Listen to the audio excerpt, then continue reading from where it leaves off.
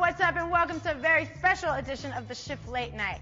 And yes, I know, I say all the shows are special, but they are, in their own unique way. But seriously, homies, look, I'm not in the studios, I'm in SA Studios, and today we are celebrating the awesome music that the West Coast has been bumping out for you guys at home. We got some of your favorite artists, plus we got some very special interviews with Esteban Oriol and Mr. Cartoon, plus some of your favorite artists, some of my favorite artists like Cypress Hill, we got Psycho Rail, we got Evidence, we got Everlast. I could keep naming all these hip-hop heads, but why? I want it to be a surprise, so keep on watching and check this out. One thing that you're really known for is your photography, because you take amazing photos, and especially a lot of photos that a lot of other photographers don't have the access to, because you're kind of in the realm. When you started taking photos, when did you realize that you're like, damn, I'm actually kind of good at this, people are starting to notice and wanting to buy my photos? How did you feel about all that when it was happening? You know, a lot of people are full of shit, and they just say, you know, oh, you do this good or you do that good, and then, so it's usually like when you're not that good, people tell you you're good, and when you're good, they hate on you, you know? Yeah. So at that time, I just thought they were, you know, bullshitting, and for me, I just thought I was taking regular snapshots like everybody else, you know? Like, I thought everybody took pictures like that, you know? Yeah.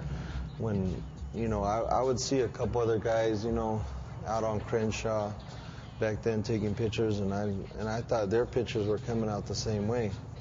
And then I would see other people's pictures, and I'd be like, man, you know, that looks like cheap, or don't look so good. And how has like the bond between you two as like artists, like working so long together, how has it like grown? Do you feel like it's made you guys as Cypress Hill tighter throughout the years? Most definitely. I mean, you know, we grew up together. He's like my older brother and stuff, so we've always had a genuine chemistry, you know, on stage and, you know, just as friends, you know what I mean? We've been through a lot of stuff, so, you know, we apply our friendship and our expertise in the game and, you know, throw it together as Cypress Hill, you know what I mean? Basically, from Dilated, I started Dilated Peoples with Rocka Our Science, my partner. Him and DJ Lethal from House of Pain went to Fairfax together. Then when we were trying to shop a record deal, we went to Lethal. Lethal was signed to Muggs. So we signed to Lethal. Lethal signed to Muggs. So we're signed to Soul Assassins 2 stages down, right? And they're like the grandfathers, you know what I mean? Yeah. And then Alchemist, who's my best friend, becomes Muggs, like apprentice, or he just learned everything from Muggs. He took him under his wing. He signed with Be Real. And this whole thing just starts coming together in a crazy fashion. So Soul Assassins runs deep. It's still like I'm still in awe that I'm part of this family, because I'm definitely more of the younger generation. You know what I mean? So just to be part of it is ill to me. And first of all, I just gotta get it out of the way. Skinhead Rob. I'm sure it's not necessarily what you think. Yeah, you know, a lot of people they hear my name and they get you know, different idea, you know what I'm saying? Cause a little bit of anxiety, maybe? Yeah, you know, 'cause people hear the word skinhead, they think, you know, Nazis and, you know, white supremacy and all that, but obviously that's not what I'm about in this interview, you know what I'm saying? You know, that's the name they gave me. But besides that, if people want to do their homework, they understand that, you know, original skinheads and real skinheads, you know, racism was part of it, you know what I'm saying? It came from, you know, Jamaican rude boys and those British mods, like that whole style, like merging, you know what I'm saying? So it's what it is, you know what I'm saying? People get my name, you know, twisted, but it's all good, you know what I'm saying? I had no problems, so, you know, nice. I'm me, you know what I'm saying? And how do you guys fit in the big SA familia that we got going on here today?